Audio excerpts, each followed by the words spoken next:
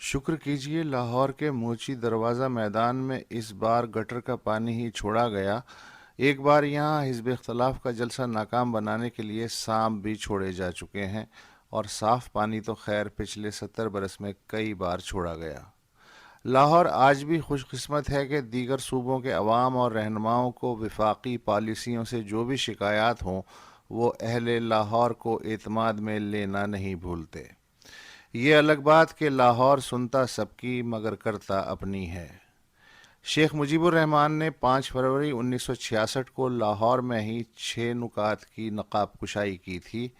اس کے بعد غدار، پھر محب وطن، پھر غدار کی گردان شروع ہو گئی۔ لاہور طے ہی نہ کر پایا کہ شیخ کا کرنا کیا ہے، کیا ماننا ہے، کتنا ماننا ہے۔ اس گومگو کا نتیجہ یہ نکلا کہ فروری 1974 میں اسی لاہور کو بنگلہ دیش کے وزیر اعظم شیخ مجیب الرحمان کا سرکاری سطح پہ خیر مقدم کرنا پڑا۔ ماما قدیر 28 پاپیادہ لوگوں کے ہمراہ اپنا دکھ بانٹنے کے لیے کوئٹہ سے کراچی آیا اور پھر اسلام آباد جاتے ہوئے اسی لاہور میں فروری 2014 میں ایک دن قیام کے بعد آگے بڑھ گیا۔ اگر ماما کی بات لاہور سن لیتا اور کچھ دن اپنے پاس ٹھہرا لیتا تو شاید آج جتنی پولیٹیکل انجینئرنگ کرنا پڑ رہی ہے اس کی ضرورت نہ پڑتی۔ منظور پشتین کو بہت سے لوگ کل کا بچہ کہتے ہیں، مگر لاہور میں جلسے کا فیصلہ بتاتا ہے کہ اسے بچہ سمجھنے والے کتنے بچگانہ ہیں۔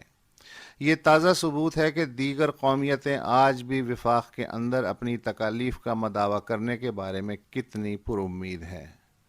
مگر طالبان کو ہم خیال لیکن گمراہ بھائی کہنے والی اور خادم حسین رضوی کی گرفتاری سے معذور حکومت پنجاب اور اس کی انتظامی مشینری استعمال کرنے والے دوستوں نے پشتین کے ساتھیوں کو حراست میں لینے اور پھر چھوڑنے اور پھر جلسے کی اجازت دینے، منسوخ کرنے اور پھر اجازت دینے سے وفاق کی کتنی خدمت کی، یہ جاننے کے لیے مورخ کا انتظار بھی ضروری نہیں۔ کیا آپ آرمی پبلک اسکول کے قتل عام کے بعد غیر متشدد اور آئین کے دائرے میں رہنے والے جوابی بیانیے کی تلاش میں مارے مارے نہیں پھر رہے تھے؟ یہ جوابی بیانیہ خود رو منظور پشتین کی شکل میں سامنے ہے تو آپ سے سنبھالا نہیں جا رہا۔ اڑچن یہ ہے کہ پاکستانی عوام 2018 میں مگر پاکستانی ریاست 1918 میں رہ رہی ہے۔ آپ نے قبائلی علاقوں میں طالبان کو پنپنے دیا اور پھر ان طالبان سے جان بھی چھڑائی۔ بہت شکریہ، بے حد شکریہ۔ اب آگے بھی تو بڑھیے۔ گاہے گاہے بس اب یہی ہو کیا، تم سے مل کے بہت خوشی ہو کیا۔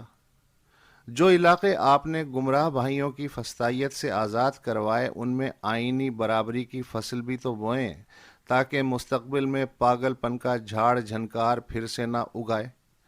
یہی تو موقع ہے منظور پشتین جیسوں کو وفاق دوست زراعت پہ لگانے کا، مگر نہ تو آپ خود کاشت کر رہے ہیں نہ مقامی کاشتکاروں کو کرنے دے رہے ہیں، اور جب وہ چیختے ہیں یہ کیسی آزادی ہے تو آپ سمجھتے ہیں یہ تو ریاست کے باغی ہیں، حالانکہ یہ پاکستان سے نہیں پاکستان میں آزادی مانگ رہے ہیں۔ الجھنا ہے تو ان نوجوانوں سے سنجیدہ بحث میں الجھیں، اپنی منوا لیں یا ان کی مان لیں۔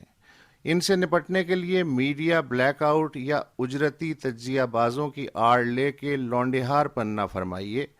آپ کی اب وہ عمر نہیں ہے۔ سفید سر کی لاج رکھتے ہوئے بزرگانہ شفقت اور تدبر کو ہاتھ ڈالیں، اس سے پہلے کہ ان نوجوانوں کی بات بتنگڑ بن جائے۔